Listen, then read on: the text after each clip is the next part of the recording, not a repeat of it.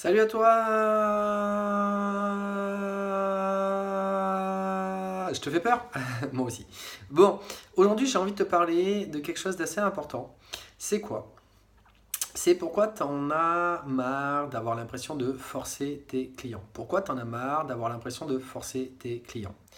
En fait, le gros hic avec ça, c'est que on est toujours en train de regarder le top de l'iceberg, mais toujours pareil, c'est qu'il y a d'autres choses à travailler. Pourquoi tu en as marre de forcer tes clients? Parce que forcément déjà, bah, c'est pas cool, je dirais, d'avoir l'impression de mettre la pression à une personne, parce que surtout que les trois quarts du temps, quand justement tu essayes de forcer tes clients et que finalement ils n'ont pas compris ce que tu voulais leur dire et qu'ils vont même acheter effectivement ce que tu leur proposes ou te rejoindre par rapport à ton activité, et que ces personnes finalement vont vite se rétracter et vite partir et en plus t'en mettre plein la tête et te faire un feedback négatif.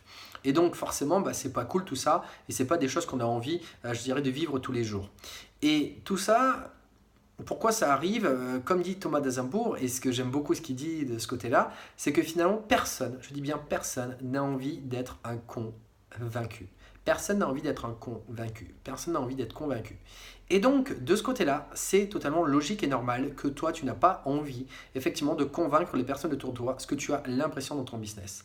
Mais c'est juste qu'aujourd'hui, tu n'acceptes pas, tu n'as pas envie d'entendre une des choses les plus importantes. Si tu veux arriver, je dirais, à transmettre l'information de la bonne manière, il va suffire. Alors suffire, je dirais pas suffire, mais si suffire en même temps, je dirais de te bouger les fesses et d'apprendre à te remettre en question. D'apprendre à te remettre en question. C'est-à-dire d'apprendre à te former comment transmettre l'information de cette manière-là. Et en fait, la vérité, c'est que la première fois où on t'a parlé, toi, d'un business, je dirais de quelque chose qu'on t'a proposé, eh bien, toi aussi, tu avais cette première réaction. Parce qu'on est formaté, effectivement, par certaines, je dirais, psychologies de notre société. On a des disquettes qu'on nous met dans la tête, comme dit Idriss Severkan, j'adore. Et il faut apprendre à hacker le système. Et pour hacker le système, il faut passer du temps. Il faut s'investir dessus. Et surtout, il faut se remettre en question personnellement. Parce que les personnes ne font que dupliquer ce que nous-mêmes on a fait auparavant.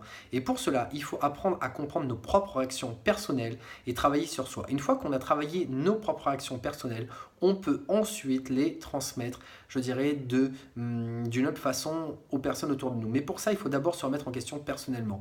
Donc, ce que je veux simplement te dire, c'est si tu en as marre de forcer les personnes, si tu en as marre de convaincre les personnes, si tu en as marre que les personnes qui viennent vers toi, elles repartent rapidement et qu'elles te font effectivement un feedback, un retour négatif par rapport à tout cela, il va falloir apprendre à travailler le bas de l'iceberg, le dessous de l'iceberg. Et tout ça, c'est avant de transmettre l'information. Arrête de te jeter dans la gueule du loup, je dirais, à continuer perpétuellement, à essayer de changer ta technique de devant la scène si tu n'as pas compris, je dirais, le fonctionnement, le foisonnement, ce qu'il y a à l'intérieur de toi, le pourquoi, je dirais, tu fais tout cela. Et donc de te préparer par rapport à tout ça. Donc maintenant, je t'invite à te bouger les fesses, à te réveiller et à venir t'informer auprès de personnes qui vont pouvoir te donner la solution à ta réponse. Allez, à très vite!